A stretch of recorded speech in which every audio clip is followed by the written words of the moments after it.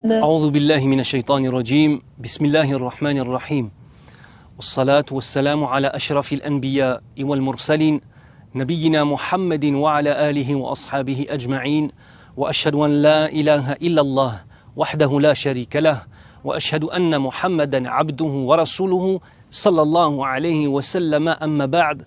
Aujourd'hui avec un épisode de vie d'un sahabi et d'une sahabiyya, un compagnon et une compagnon du prophète sallallahu alayhi wa sallam. D'une part Abu Talha et d'autre part Sulaym, qui est aussi la mère de Anas ibn Malik. Attention, très important à retenir cela.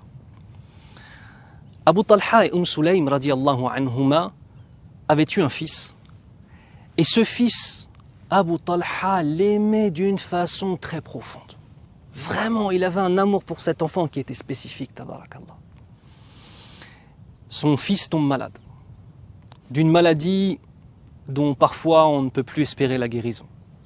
Néanmoins, s'en remettant à Allah subhanahu wa ta'ala, il continue à invoquer Allah subhanahu wa ta'ala et à demander la guérison, bien évidemment, mais préparé à accepter ce qu'Allah décide.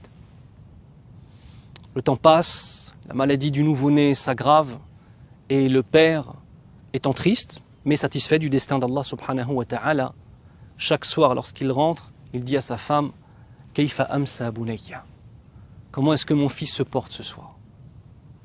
Jusqu'à ce qu'un jour, l'enfant meurt, durant la journée, pendant que le père n'est pas dans la maison.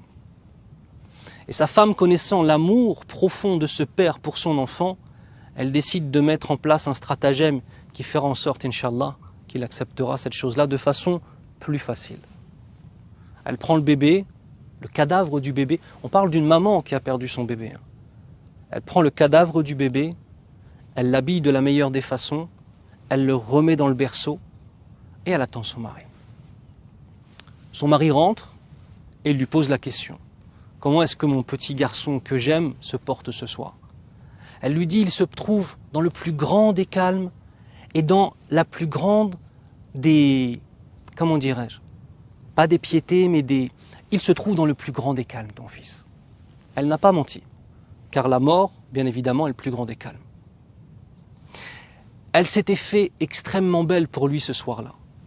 Elle s'est préparée, elle a mis ses plus beaux vêtements, elle s'est parfumée, elle lui a fait son plat préféré, et elle lui dit, viens mon petit, mon Zawji al-Aziz, viens mon mari, viens, on va manger ensemble ce soir.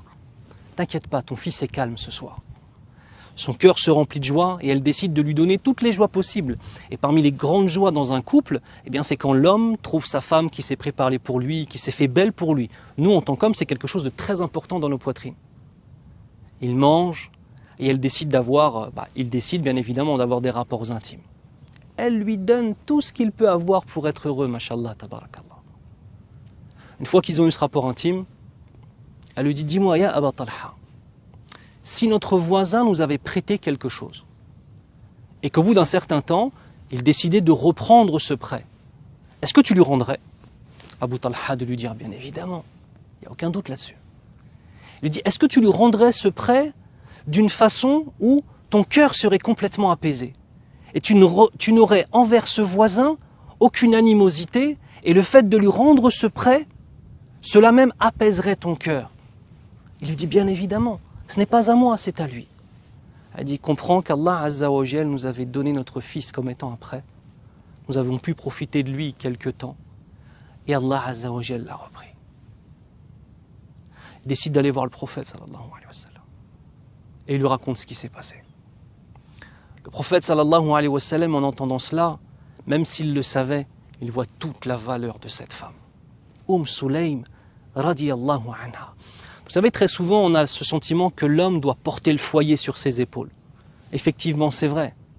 Mais tous ceux et celles qui sont mariés et qui ne tentent pas de vivre dans un film hollywoodien en faisant semblant les uns envers les autres et qui connaissent la réalité, savent que nos femmes sont des guerrières, tabarakallah.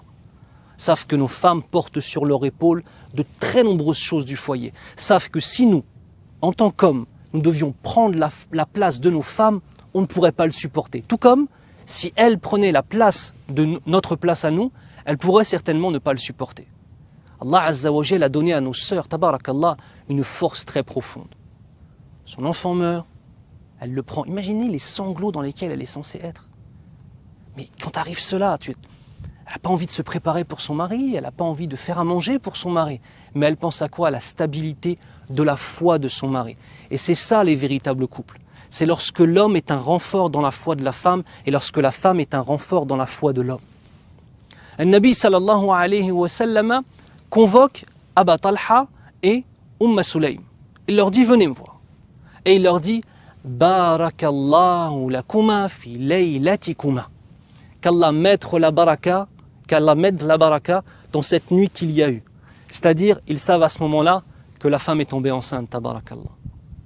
Ensuite, lorsqu'elle tombe enceinte et que la grossesse avance, elle revient voir le prophète sallallahu alayhi wa sallam et elle lui demande de faire des invocations. Il invoque, il lui dit appelez cet enfant Abdullah.